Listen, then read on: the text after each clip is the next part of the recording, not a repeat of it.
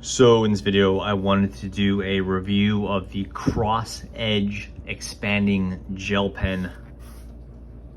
That's this pen right here, has this sort of spike shape, and it is a telescopic or expanding pen. So you basically pull it apart and the tip pops out, and then you push it back together, the tip goes in.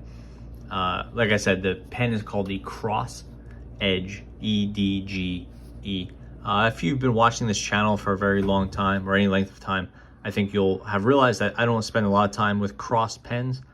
I don't have a particular problem with the brand. It's just not really like one of my favorites, I guess. That's really all it comes down to. I have a few Cross pens and I just don't really buy their new stuff. I don't spend a lot of time looking at what they produce. And their classic stuff isn't that interesting to me either. But once in a while, their stuff crosses my radar, especially towards the end of the year, because they tend to have a lot of pretty big sales across the Parker Cross family of pens. Anyway, it's called the Cross Edge. Sells for about $25, give or take. You can buy it for a little cheaper, a little bit more, depending on where and when you buy it. Like I said, there are definitely some sales on these. So it's a mid-size expanding pen, so larger than some of the telescopic pens we've looked at in the past, but about average size for a pen overall. Definitely a little thicker in this middle area, and it has this sort of curved shape, but also a very tapered shape towards the bottom, which is a trend we've seen a lot with Retro 51 Tornado and a few others, where you have a wider top area and it tapers very narrow towards the end. I think a lot of people must like that aesthetic. So we have a plastic body here, heavy duty, nice thick, spring-loaded metal clip, which is very cool. Metal front area, all nice and chromed. And then there is this finial or whatever. It is like a little piece of metal.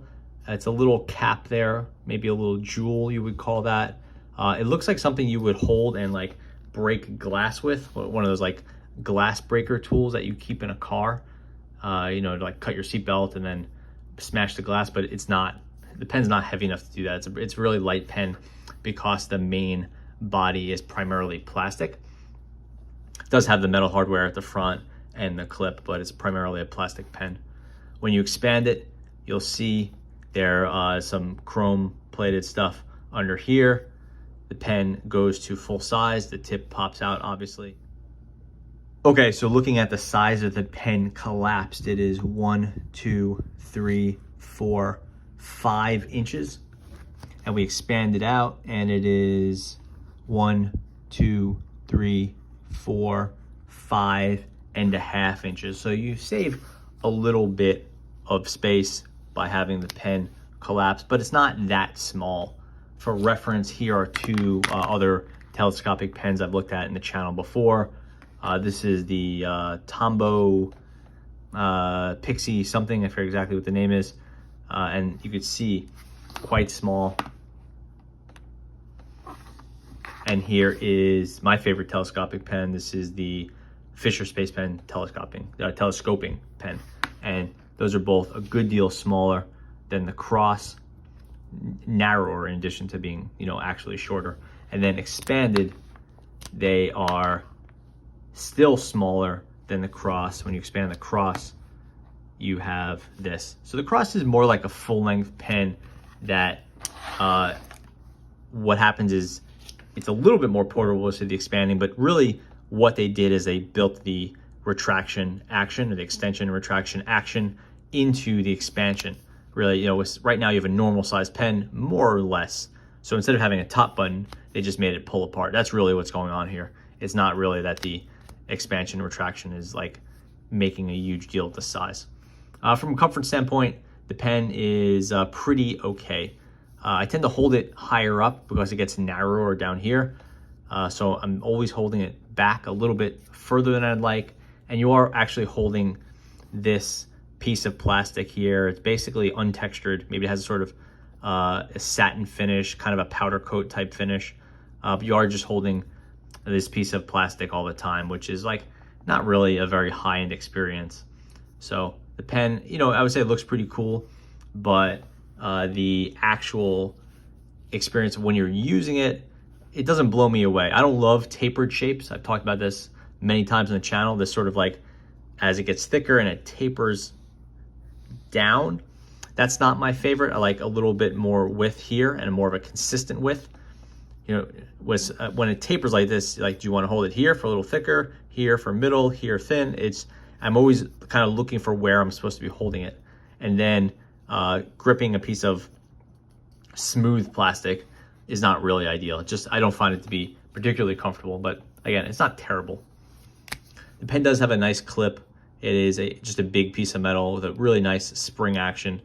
It'll work on its own if you can get your shirt or something under here, or you just push it down there. There is a pretty cool little feature here, and it's kind of how the clip works to keep the pen feeling more solid than it would otherwise be with that expansion action. And what happens is there's a little bit of a ridge right here, and the pen basically, as it goes down, it clicks on its own, right? There's definitely some fixed points here where it goes and stops, like right there. But in addition, the bottom of this clip is popping into that little ridge there and keeping it extra secure, which is nice because the pen has no rattle or anything like that right now. Nothing shaking, nothing loose, which is good. So it does have a sort of pretty solid feel despite being a lot of plastic.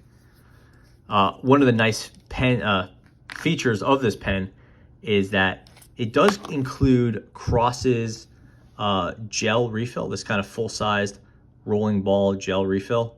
I mean, it's a gel refill. They call it a rolling ball gel refill or something like that. But basically it uses Cross's full-size refill system.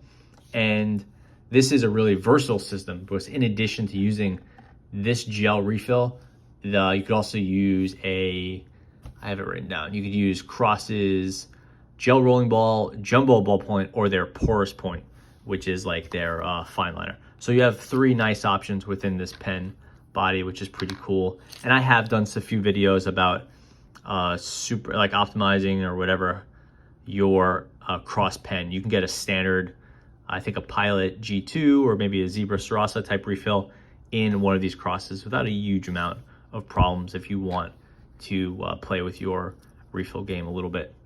There's a spring in there, and that is providing some of the action, so don't lose that, but it tends not to fall out. As for that refill, so this is the Cross Edge, and it uses the gel, call it a gel rolling ball, but it's really just their gel refill. The refill is actually fine. I don't have a particular problem with it. It's not as good as a Pentel, Energel, or Zebra Sarasa or any of those, but it's just a perfectly adequate gel refill. It could be smoother, would be my main feedback, and the dry times are not great. Considering how many great gels are sold today, I don't really see a reason to buy Crosses. It's just not the best, especially as a lefty where dry times are really critical for me. Cross is just, it's not a competitive refill, but it's really fine. And for most people, if you're just writing on copy paper or if you're right-handed, it's not going to be a big deal. The nice thing about the Cross refills is they're really easy to find. They're basically sold in every office superstore and most supermarkets, so they're all over the place. And it's a nice dark refill, and it's fine on copy paper. It just, the dry times could be better, and it could be a smoother writing experience. So I think that pretty much wraps it up for the Cross Edge. It's not a pen I would recommend. For $25, there's a lot of better pens out there on the market, but the pen does have kind of interesting aesthetics. It has a unique expansion mechanism, which you tend not to see in a full-size pen. Again, you usually see them in a pen like one of these, which is much smaller. It's more of like a portability pen, where this is a full-size pen with a cool action to it. I will say that because this is slippery and this is slippery, it's not very easy to do this one-handed. Whereas if they had just done a push button on the top, it would actually be really easy to do one-handed. With the expansion, you're kind of doing something like this. So from like a toy standpoint, like something you're gonna play with, it's fun and has that fidget element, but from an actual functionality standpoint, it's not a very comfortable pen to expand one-handed. You can do it, it's just a little bit too slippery to do it well. Plus, depending on the size of your hands and how you grip it, you do this thing where if you are doing it one-handed, the side of the writing area could actually touch your palm there, and you end up getting all these little marks over there. And that happens to me all the time with any sort of one-hand operation pen. It happens a lot actually with these guys. As you sort of fidget with this, it's even shorter, so it tends to go into the mid palm area, and you see the same sort of thing. So yeah, that's the Cross Edge. Interesting pen. It seems like a very popular pen across Amazon and some other places. It's just really not my cup of tea, but it's not bad, just not my favorite, and it's not that cheap at $25. So if you like this review, please leave a comment, leave a thumbs up, whatever, and I will try to check out some more Cross pens in the future. Thanks for watching.